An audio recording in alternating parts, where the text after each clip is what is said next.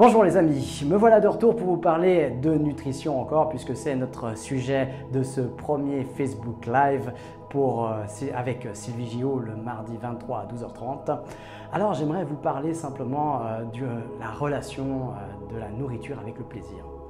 Je ne sais pas si vous avez remarqué, ou si vous l'avez vécu peut-être aussi, si vous avez fait un régime et si vous avez étudié un petit peu les régimes, eh bien tous les régimes, on ne connaît pas d'autres qui sont basés là-dessus, eh bien tous sont basés sur la restriction et donc sur se réprimer, être dans quelque chose dans des interdits et puis dans le contrôle.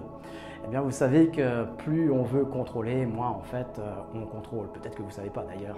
Eh bien, c'est exactement ce qui se passe avec notre cerveau. Plus on veut essayer de contrôler quelque chose, eh bien, moins on y arrive finalement parce que toutes les choses qui font partie de notre corps, eh bien, sont, pour résumer très vite, c'est toute notre fonctionnalité du corps est gérée par l'inconscient.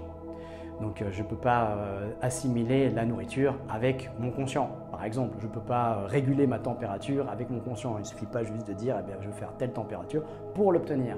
Je ne peux pas digérer les aliments avec mon conscient. Je ne peux pas faire battre mon cœur avec mon conscient. Donc toutes ces fonctionnalités sont gérées par l'inconscient. Et donc si je veux contrôler quelque chose comme la nourriture, comme mon besoin énergétique, comme mes envies, eh bien c'est tout de l'ordre de l'inconscient et c'est comme si je voudrais le gérer avec le conscient. Eh bien un rapport, c'est un rapport un peu limité, c'est un rapport vraiment qui va aller vers la frustration puisqu'on va s'interdire des choses, on va refuser des états émotionnels, on va refuser l'acceptation d'envies émotionnelles sans jamais les traiter. C'est peut-être comme des messages qu'on pourrait voir de l'inconscient au conscient. Eh bien, tout ça va partir dans la frustration et donc dans la compensation une fois qu'on va arrêter le régime. Par définition, un régime, on ne peut pas le tenir à vie. On est obligé de l'arrêter à un moment donné. Ce qui fait que s'il y a eu frustration, il y aura compensation derrière, ce qui est la base du phénomène yo-yo. Alors l'important, c'est pour bien vivre, eh bien, il faut quoi? Il faut générer du plaisir. Eh bien oui, le plaisir est une des composantes du bonheur et du bien-être.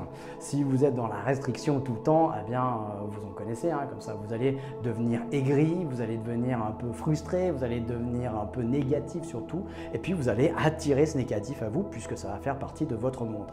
Donc l'important, c'est vraiment de trouver ce plaisir sans culpabilité, c'est-à-dire de pouvoir manger tout ce que vous voulez au moment où vous le voulez. Et puis à un moment donné, si vous vous rendez compte que vous êtes surtout attiré par des aliments sucrés ou attiré par des aliments gras ou par un certain type d'alimentation, eh bien c'est de vous poser des questions. Quel message votre inconscient est en train de vous passer? C'est d'être beaucoup plus conscient de soi, conscient de ses pulsions et puis de traiter ces pulsions à la source et pouvoir les transformer pour pouvoir changer ça plutôt que de mettre un sparadrap sur une plaie qui est encore ouverte et pas désinfectée. En fait, c'est ça vraiment l'idée.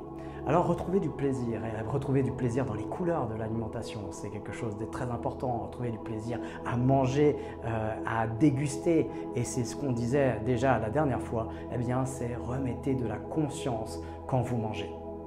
Voilà, continuez à vous faire du bien, à vous faire plaisir et puis construisez votre bonheur tous les jours, c'est notre philosophie et je vous donne toujours rendez-vous mardi 23 à 12h30 pour cette rencontre d'hypno-nutrition avec Sylvie Gillot.